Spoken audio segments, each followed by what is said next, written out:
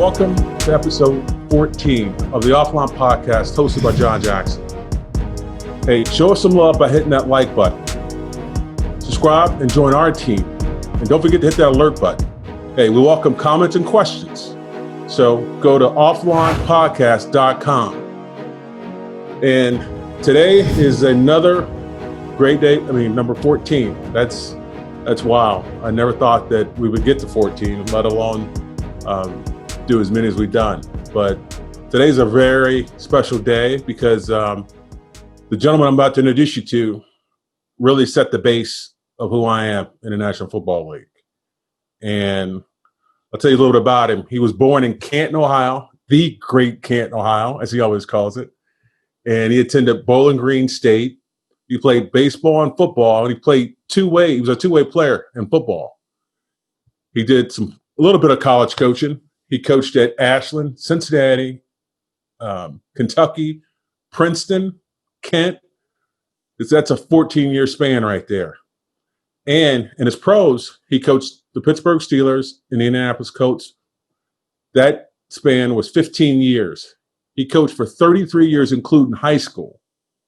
I want to welcome to the podcast my favorite coach and my first coach in NFL, Ron Blackledge. Coach, how you doing? Hey, thanks, Jack. Good, man. It's great to see you. You're looking great. Thank you. You're looking good too, Coach. I know all that white hair. I've got half of that white hair is mine. Yes, it is. Yes, it is. But you know what? Half of the money in my pocket belongs to you too. So I thank you for that. No. You. I'll tell you something. You said I'll never forget when I first got there, and this is one of the things you did when I made the team. And let's go back to when I made the team. I'll never forget when you called me. You said, "Hey, just hold on. I'll let you know if you made the team." And you called me back and said, "You know what? You made the team." But then you took a real special interest in me as far as helping me understand the different defenses. And I'll never forget when all that time you spent with me, and I certainly appreciate it. And you didn't have to do it, but you encouraged me, and I owe you so much for that because I am so appreciative of that. Because without that, John Jackson's not playing in NFL. Well, Jack, I appreciate those kind words, but when I first met you, if I can reminisce just a little bit, when I first met you at Eastern Kentucky, down on the track, and I had no idea who you were, and I saw you, and I asked you to do an extended squat for me. Right, with that broomstick. Yeah, I remember with the broomstick, right. And I said, just go down as far as you can go. And what that shows is an athlete in our way of thinking at Pittsburgh Steelers. Chuck Noll was very big on that. John Kolb, the strength coach, was very big on that. And they taught me that. So I asked you to do it, thinking that you might get down a little bit. And when you went down and got your 6'5" or 6'6" frame and got your butt almost touching the ground, and you said, "You mean like this?" My eyes just got open, and I said, "I can't do it again." And you did it again, and I thought, "Man, oh man, we found a gem." And John, not only did you turn out to be a good football player through your hard work. Yeah, I watched you. All I could do is watch and appreciated all the hard work you've done. And you made yourself a player. I just came along for the ride, but boy, what a great ride you gave me. So how did you come up with the name Jack? I'm curious because everybody wants to know where I got this name Jack from. And I always tell them that I guess he got tired of saying John or Jackson and just shorten it to Jack. Because it would always come when he would yell at me like, "Jack!" Okay, I'm like, okay, something's going on back there. You know, there was a famous disc jockey. I'm a music man. You know that. And we had Tunch, who I called before you got there. He was the man. He taught himself how to punch and how to be a karate guy and made Hmm. himself a football player. And then there was Wolf, his buddy, who was also a good football player that played guard and tackle. And then there was you, Jack. So when I called for all three of you guys, I would call Wolfman Jack. And that was the I disc remember that. jockey, Wolfman Yeah. Jack. And that meant all three of you. I wanted you to come over here and work a little bit. But I guess that's how I started calling you. Plus, I'm not too good with long letters, so long words. So Jack was a lot shorter than Jack's. Okay. So, Coach, I've got a segment called First Down. These are like your first. Um, what was the first thing you thought about when about me when you saw me at practice the first day? Well, you had everything it took, John. I just knew that you were going to be a player, uh, and you were willing to work at it. And there was no question in my mind that you were going to be a player, and you were going to be a player quick. And as it ended up, how many years did you play in the NFL? 14.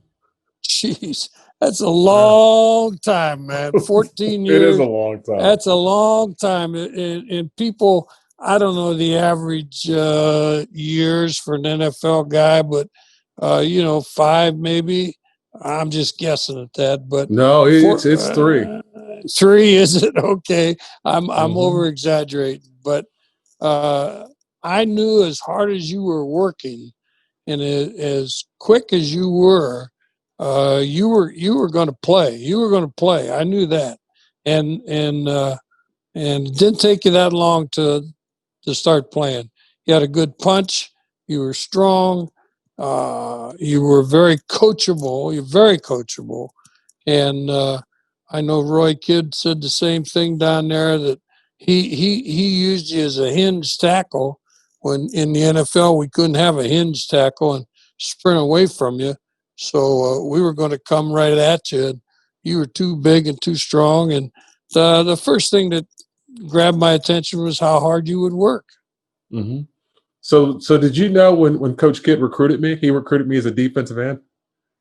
Well, I think I heard that, but you could run and you were Mm-hmm. big and you could have played defensive end in the NFL if we wanted you to. You could have played defensive end Yeah. in the NFL. I know you could have. Well, I'll give you the story. So I go down there, and I only played 1 year of high school football. Hmm. So I go to Eastern, not knowing, and this is how naive I was. I didn't know they won the national championship. It went All 13-0, and I'm like, "Hey, where'd you guys get those rings at?" And right. they're like, "You got to be kidding me, right?" I'm like, "No, no." Like, John, we won a national championship. We went 13-0 last year. I was like, "Oh boy." So I had no clue. But when I went to the Steelers, I knew the Steelers worked hard. And I was like, what have I got myself into? And I'll never forget when we were doing all the running, my first training camp, I got a blister, Coach, it was about that big on my foot. That's And because you have big feet, man. All right, go yeah, because ahead. I got big feet. So I get, I go to Ralph, and Ralph's like, John, you need to take a couple days off. And I told Ralph, I can't take any days off. I said, I take a couple days off, I'm out of here. And he said, and That's yeah, and this is what he told me. He says, Chuck thinks you're crazy. And I said, really? Yeah, he said, there's no way you should be doing all the things you're doing, running and going through all these practices. So just take a day off. And I was like, no, I'm not taking a day off. I said, Ralph, just wrap it up. And that's one of the things I think that hopefully Coach No got no respect for that. I was willing to do whatever it took as far as trying to make this team. Because well. I You was, were I was a gonna rookie. I you was were a gonna 10th round make you pick. were gonna make it, Jack. You were gonna make it because you worked hard, Mm-hmm. and we had some hard workers on that team. Mike Webster was the leader of the hard working guys, and then you got drafted with your fellow Kentuckian the same year as Devontae Dawson. Yeah. He also was a worker, and Tunch, as I said, was a worker. And Amos Boris and Hmm. and Craig Wolfley, and all those guys were just workers, and you fit right in with them, and uh, there's no doubt in my mind. But I'll tell you a funny story too. So I remember mini camp, and I come in, and everybody thought I was a defensive end, and I go, "No, I'm an offensive lineman," and they go, "You're crazy! Like you're crazy!" So when I went to line up with the offense, they goes, "He's not joking. He's an offensive tackle." That's right. That's Yeah, right. he's Hey, like, I, "Wow." I I saw you first, buddy, down there at Eastern Kentucky. And when Hmm. I came back and I said, we found ourselves a football player, and they said, oh, you mean the guy down in Eastern Kentucky? I said, you bet. He said, oh, Aaron Jones. I said, no. I said, we might have Aaron Jones, but we have John Jackson. And they said, John Jackson?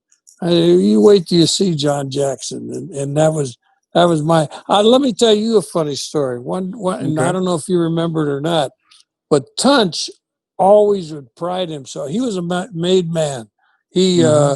he wasn't as big as you. He wasn't as fast as you. He played center for Indiana State, and suddenly he learned how to punch.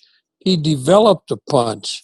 He was the first guy that really punched, and to keep the defensive guy off of him. And he knew what he had to do. But one day when you were, and so we had a special day for punching.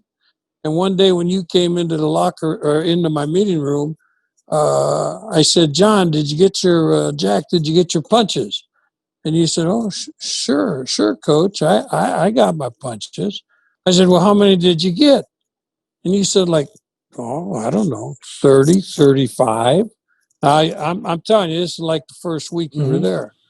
And Tunch was right behind you coming into the meeting, and he was much smaller than you and much, like I said, slower, but he worked on the punch. And I said, Tunch, did you get your punches today? And I stopped you so you could hear Tunch. And Tunch said, oh, yeah. I said, how many? And he said, well, 2,500. And I saw your eyes. I saw your eyes get big, and you couldn't wait to get back down there to start punching to try to Hmm. catch Tunch to get and that was a great thing to see.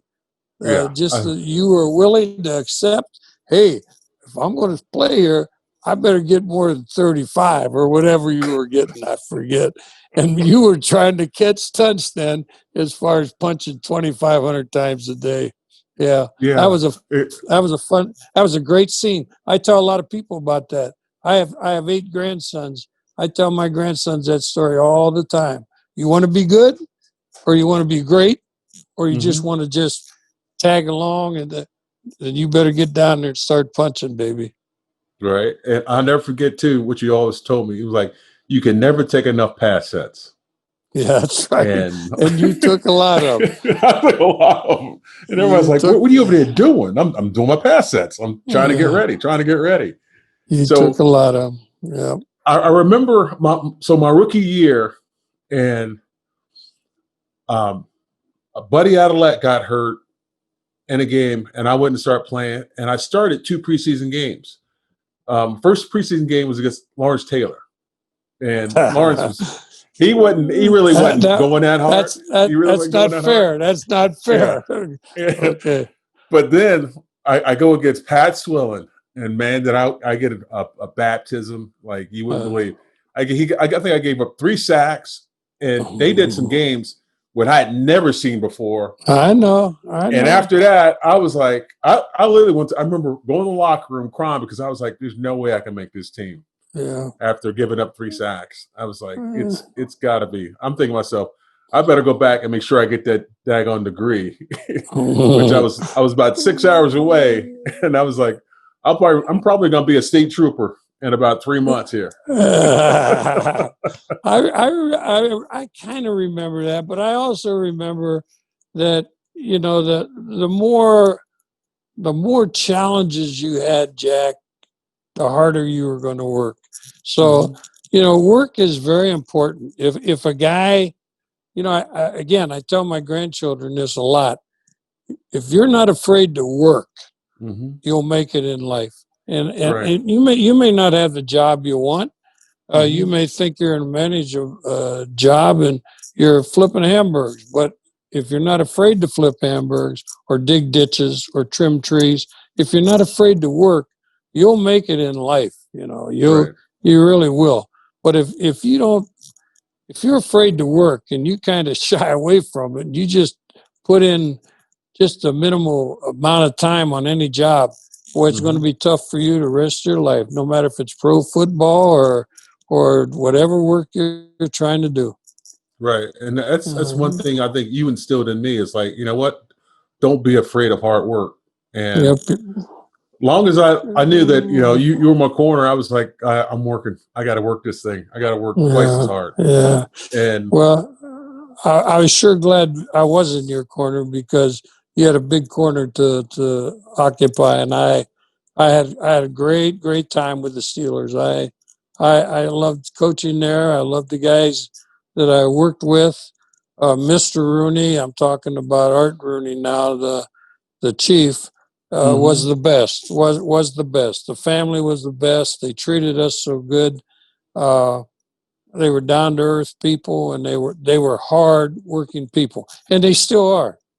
hmm you're right. You're right. They are tough. Um, Mhm. and Dan Rooney, when he took over from the chief, because I remember that was the last draft class in '88 was the last draft class with the chief because he passed away that um, that training camp. Because Okay, all right. I remember him coming up. They brought him up to the training camp, and we saw his car. And all of a sudden, he just kind of left. But he wanted to see practice. But I Yeah, remember the first time we met at it was a restaurant on I think it was Chris's restaurant up on the Mount hill, Washington, up Mount Mount Washington. Washington. Yeah, Yeah, and I'll never forget that. Christopher's, That was Christopher's, Christopher's. right? Right. And that was the That's first time I right. met the That chief. yeah. Yeah, Mm. so He that was was an honor to meet him. oh he was a great guy. Let me tell you one quick story about him. I don't know. You don't have to use all this stuff. I don't know how you do that, but uh, you know, one year when I was at the NFL or with the Steelers, they were on strike. The NFL was on strike, Hmm. and each coach, in order to get paid, they're getting paid a lot of money now. At that time, we didn't, but each coach to get paid, you had to go out to different colleges to scout. You didn't have a game, but you had to go out on the weekend to scout. And Mr. Rooney, who stopped down to my office, which he did once a week, he'd stop in each office. And he'd say, he said, Coach, he said, I heard your son Todd is going to start for Penn State. Yes, that's right, Mr. Rooney. He's going to start this week for Penn State, or this year for Penn State at quarterback. So one of the coaches had to go to Florida. One of the coaches had to go to Texas. I'm worried about where am I going to have to go on the Saturday, and I won't get to see my son play. And he said, stop down and see my son and my secretary before you leave. My assignment, when I got down there, my assignment was to watch Penn State play and scout the other team playing against Penn State. Therefore, I got to go watch my son play at Penn State for the first 5 or 6 games, and Hmm. I got paid per diem for mileage to drive up to Penn State. And I got to watch my son play, which I'll never forget. And it was the greatest thing that I don't know how a person could think that far ahead, but that's what he did for me. And I said, wow, that's just one of the many stories I can tell you about Art Rooney. But No, I would he love was, to hear. Yeah. yeah, it was a great thing that he did for me. And then, the other thing that Art Rooney did, he'd go out. We had 16 grounds crew people, Dirt Donardo and I remember Tony and Dirt. all those guys Hmm. and all those guys. Well, he took two of them on every road game, Right. paid I for remember that. everything. They got to eat, and, got a hotel, and got to go to the game. But he also would go out there and sit with them on a Friday, like a couple times a month, and he'd cater sandwiches in. And the chief never drank, but he'd cater sandwiches in and soft drinks or something. And he'd sit around with those guys. And those 16 guys, if you said anything about the chief, you better be ready to fight, because that's the way he treated them. And that's the way he treated people. And that's the way people that he wanted. And that's the kind of guys I got to coach. I Mm-hmm. got the guys that I just mentioned. Those are the kind of guys I got to coach. And chances are no other team had guys like that. I was blessed. I was blessed. No, we were definitely blessed with you, Coach, because Yeah. I was talking to Damani, and Damani loved he loved your coaching style. But I told him I loved his coaching style too. But I think he yelled at me more than he yelled at anybody. You know what? Hey, if you're not being yelled at, Getting yelled then if at. hey, listen. Again, I told my grandson, if you're not being yelled at, they don't care about you. They They don't don't care like you. about you. They Right. they want you to do good.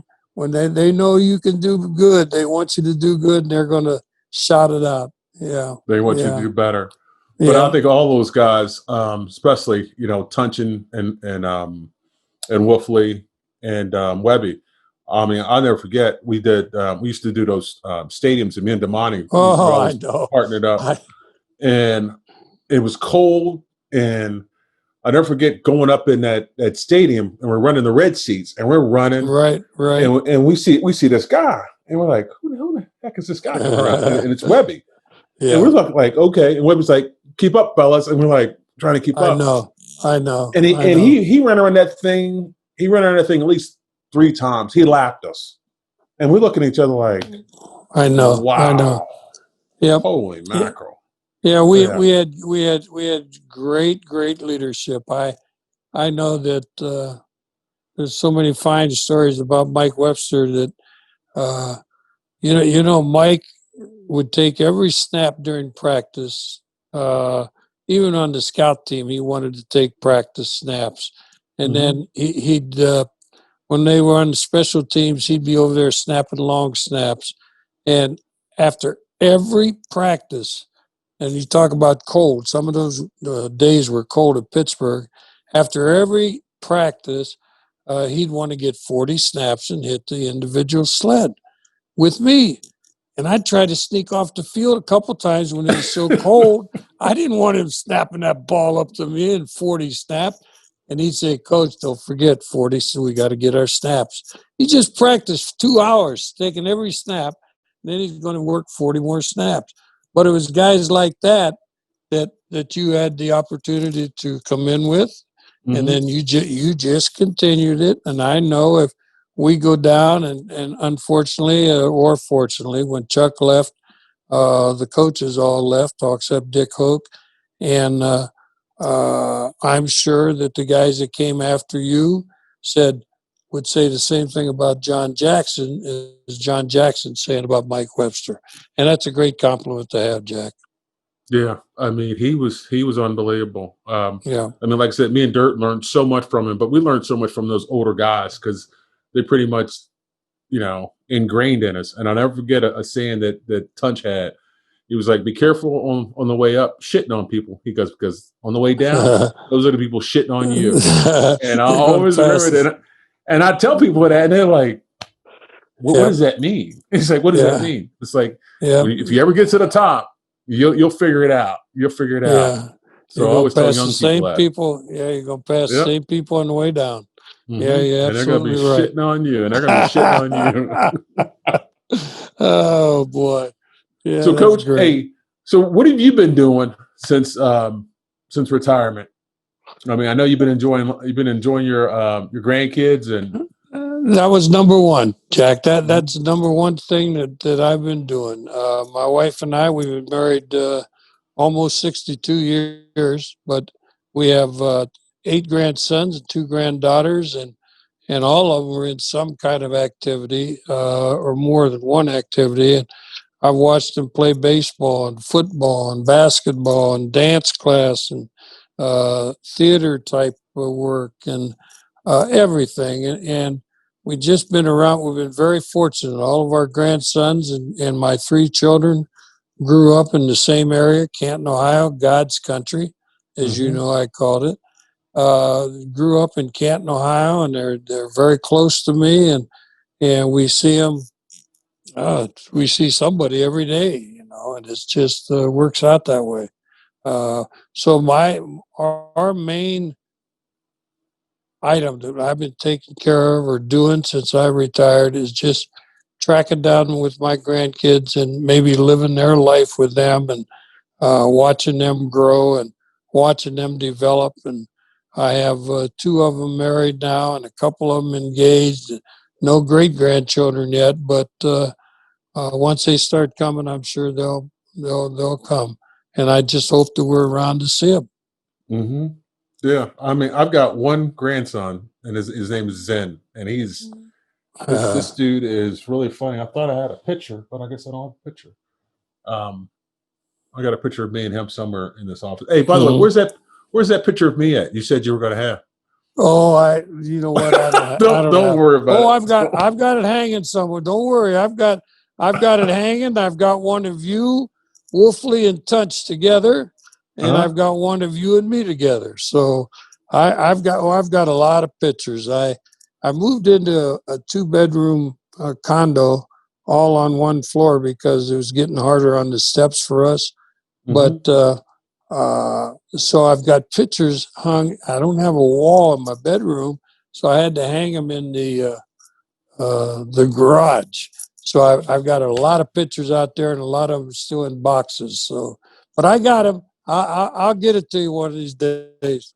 So you must have a really nice garage with all those nice pictures up, huh? Oh, I got beautiful pictures in there, and not only the guys I coached, and me and Joe Greene, and Joe was a first-year coach with the Steelers, coaching defensive line, and when I was coaching there, and so we became good friends.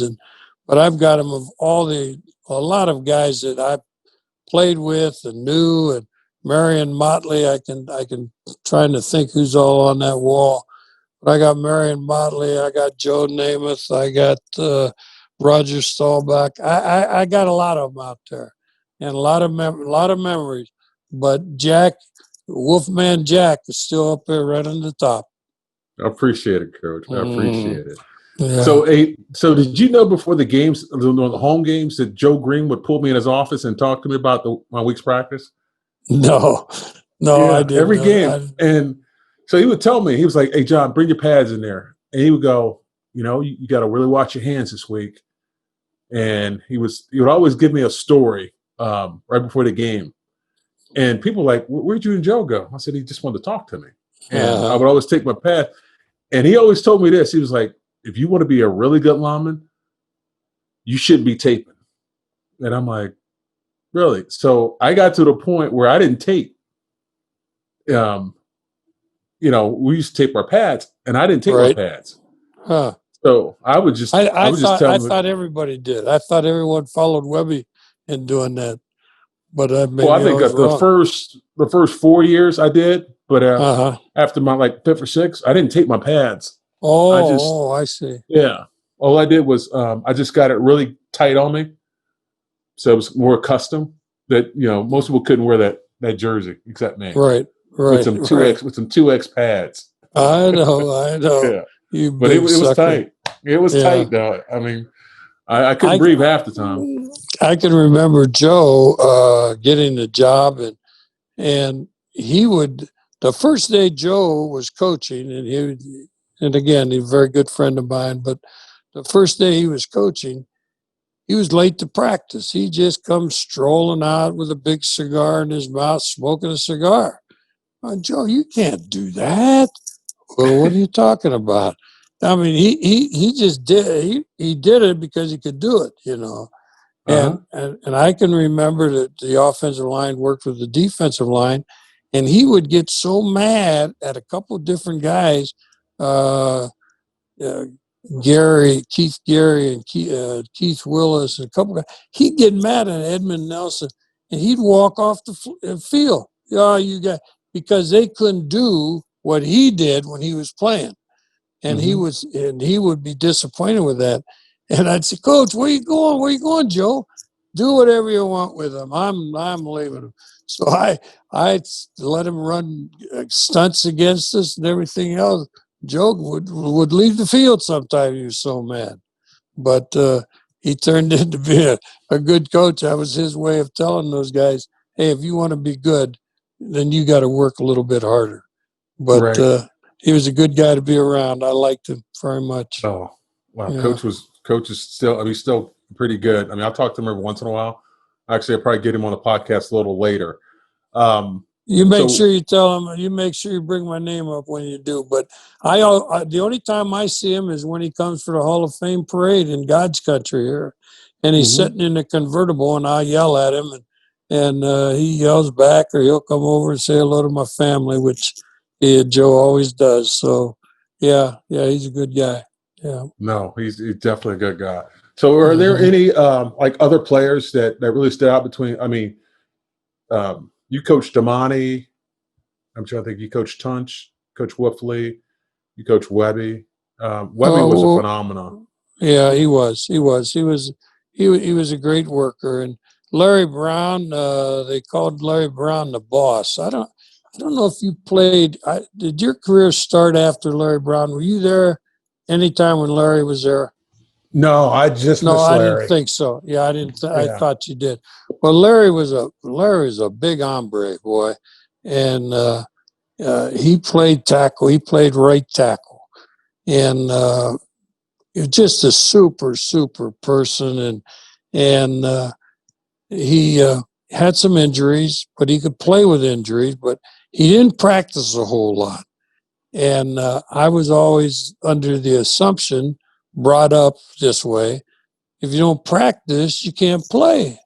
So Larry, a couple of times he didn't practice. We were going to go play the Jets, Mark Gastineau, and Webby told me, he said, "Oh, you don't worry, he'll be playing." Hey, he hasn't even practiced.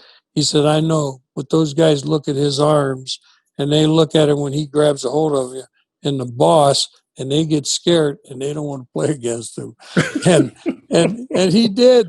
He went in and he played, and he just crushed those people. Didn't practice the whole week because of injuries. Next week we'd go to play the Cleveland Browns, who now I'm back in Ohio. I'm hoping Cleveland wins some. Uh, Hmm. but we played the Cleveland Browns, and he just monopolized me. I mean, he just crushed him, So he was a good guy to coach. And then there was crazy Steve Corson, uh, and I had some real characters. Terry Long was a character. Yeah, He was. Terry was something else, man. Terry. Yeah. He was. Yeah. He was. I can remember and how about the Stubbs? How about the Stubbers? You remember? I mean, Terry Stubbs. Yeah, Terry Stubbs is right.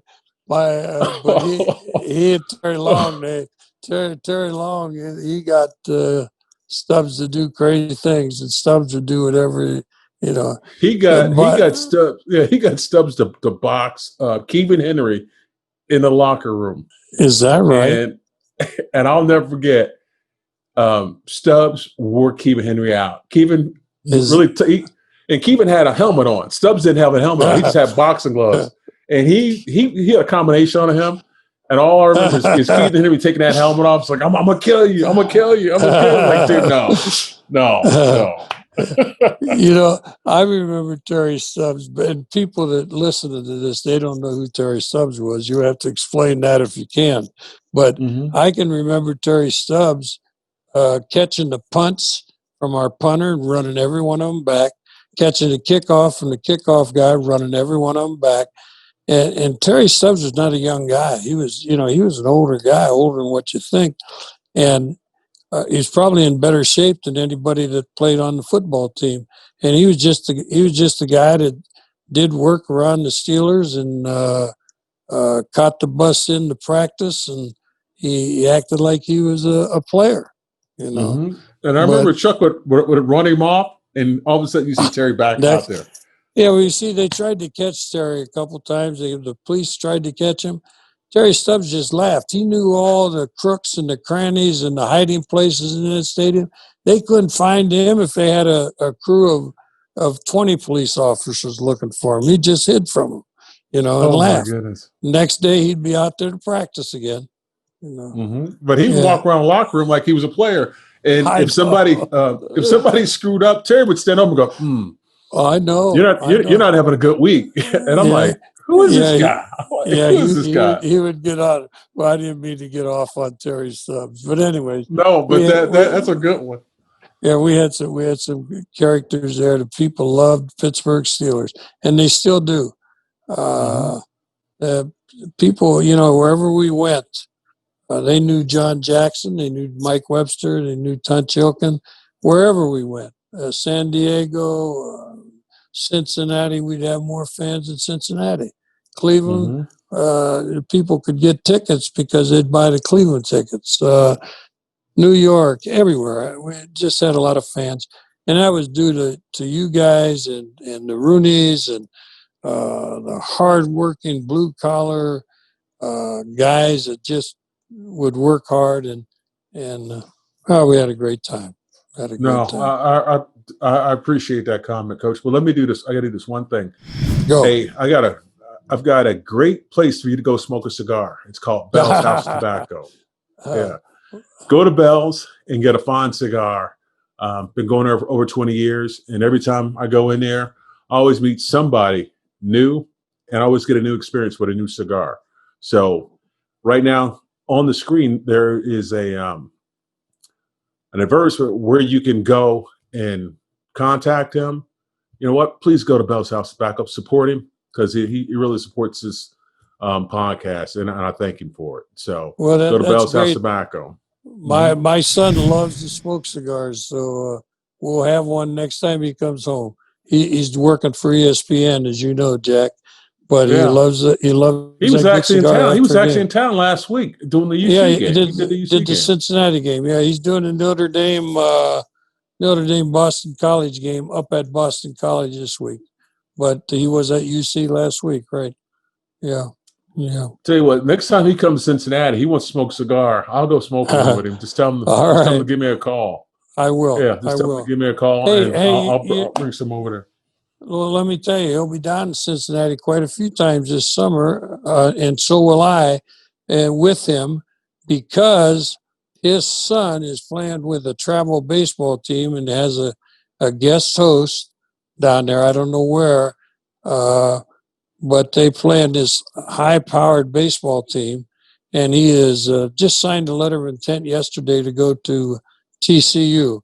He's a whale of a baseball player, and apparently this team down in Cincinnati goes all over the United States and plays. So we'll be down there in Cincinnati, and we'll smoke that cigar with you. Yeah. So is that are they out of Mason, or are they at the Prasco Park? It's close to Mason. It's not. It's what's the park? Prasco. That's what it is. That's what it is. That's in Mason. Have you been there? Yeah. Have you been there? No, I haven't been there. No, but Todd has been there, and his son Owen, who's about 6'3", 6'4", and about 195 pounds, and a left-handed hitter. He can hit that baseball.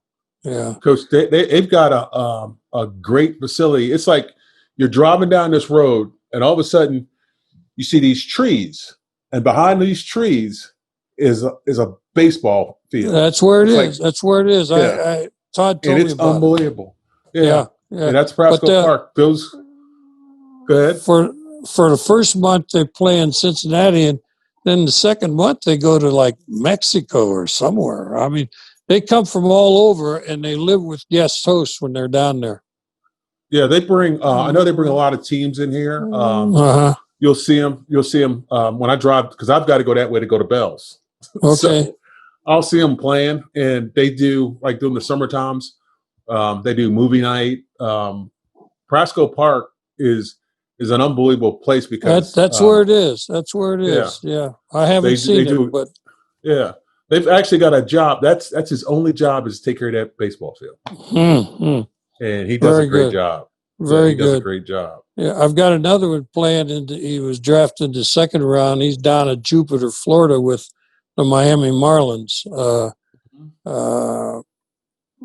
Also a big Steeler fan, but he's down in Jupiter, Florida right now. He just got drafted in the second round. He's a rookie, but hopefully he'll be able to make it one of these days if he works hard.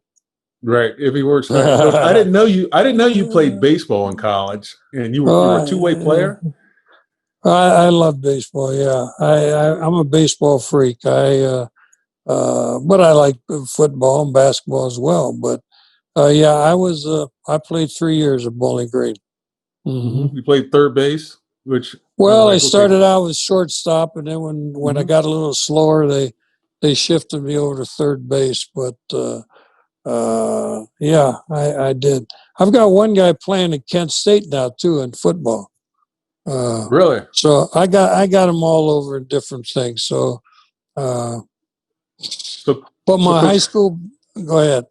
no. So, how did you get to Ashland, Ashland, University of Ashland? Is that in Ohio or is that Kentucky? No, that's Ashland, Ohio. That's Ohio. midway between Cleveland and Columbus. It's a I know great exactly where it school. is. Yeah. It's a great school, and Fred Martinelli was the head football coach there for 35 years, and he is just a legend there. And I had the opportunity to coach with him, and we had a great time. Yeah, that was my first college job. Mm-hmm. Yeah. And then you go to Cincinnati, you go to Kentucky and Princeton. When I looked it Right. up, like Princeton. Princeton, I had the button-down shirt, and they thought I was a smart guy, and they let me in Princeton, New Jersey, if you can believe that. But anyways, I enjoyed Princeton very much, but it wasn't what I wanted for my family. And as I told them many times, the family comes first with us, and so we moved back to God's country so my son could get a good football experience, and he did. He played Mm-hmm. for an outstanding football coach by the name of Don Hertler, and ended up going to Penn State playing for the great Joe Paterno, Right. and Yeah, I winning the first national championship of Penn State in 1982, I believe it was. Yeah, I've got a really good friend who's a dentist, and he graduated from Penn State, and he lives and dies by the games. Yeah, Um, yeah. it's unbelievable. It's unbelievable. Um, what I'm just trying to think. So tell me a funny story about me, and I'll tell you a funny story about you. Well, let's see. Funny one about you. I think the funniest one about you that I could think of is the one I've already told, John, about you getting 25 punches, and where Tunch ended up getting like 2,500 or 33,000 or something like that. And right after that, you decided, I'm going back down that weight room, start punching that big bag. And that to me was a funny story, just to watch how your eyes lit up. Might not be a funny story, maybe it's a serious story, but to No, me, that's a good story. I it think was I kind thought of it was pretty humorous. funny, but I was like, I got to go Yeah, back and get that. yeah. Yeah. That was always kind of humorous to me to say, man, I think he did more by just saying that than I could by telling him. But Mm-hmm. I thought that was a pretty good story about you. I tell the one funny about me. It better be So, good too, buddy. okay, so we're playing the Houston Astros, and it was my first year, and you guys had me on the goal line. I went in for tackle, and I'll never forget. And they had a 6-2 defense. So you were like, okay, John, who do you block? I was like, I got to block down. He goes, and you better block him down. He said, if you miss this block, just get on the bus and hitch back to Pittsburgh. And everybody's in there like, is he serious? It's like, yeah, don't miss this block. He shouldn't miss this block. He shouldn't miss this block. And I was laughing to myself. I'm like, Coach, I'm not going to miss the block. Okay. I'm only going in there for one purpose. It's to block down. Block That's down all right. or double team. I knew what I had to do. I knew what I had to do. But I always That's, remember that. And that was funny because when we came out of the meeting, they were like, they said, John, is Coach Blockers the manager? No. But I ain't gonna miss. I'm not gonna miss that block not because going to I do miss not that want to get block. on that bus. Yeah, I don't want to get on that bus and draw back. Yeah, That's that was great. always good. That's But no, great. Coach. Hey, thanks so much for you doing this, and I really appreciate it. But I got to tell you something too. Of hearts of hearts, you mean a lot to me because you spent so much time with me. Um, when I first got there, I was really green, and you took me in under your wing and developed me. And it was the basic stuff that I learned from you that I still think about today. All the things that I've done, and anytime that I used to get in trouble, I'd always hear your voice go, "Jack, just go back to basics, and you're gonna be all right." And Well, that was a thing in my ear. I'll tell you what, Jack, you were a pleasure to coach, and I'm not. I tell a lot of people that because you never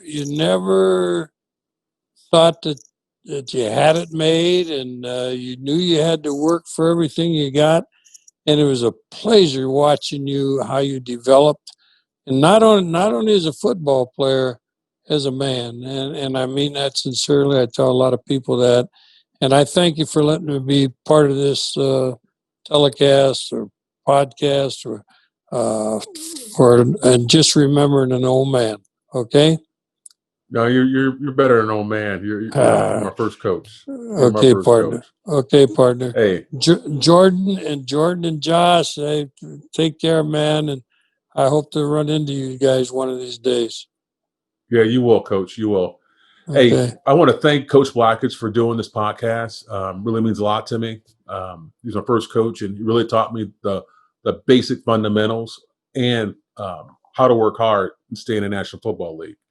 Hey, so we want you to subscribe to our podcast and be a part of our team. But the most, I would say,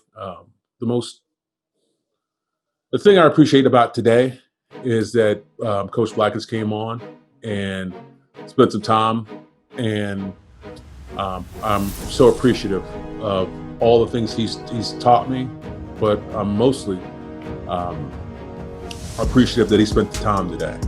I know everybody's busy, and he gave me some time that I will definitely cherish, and I'll always have a special place in my heart for Coach Blackledge. And I love you, Coach.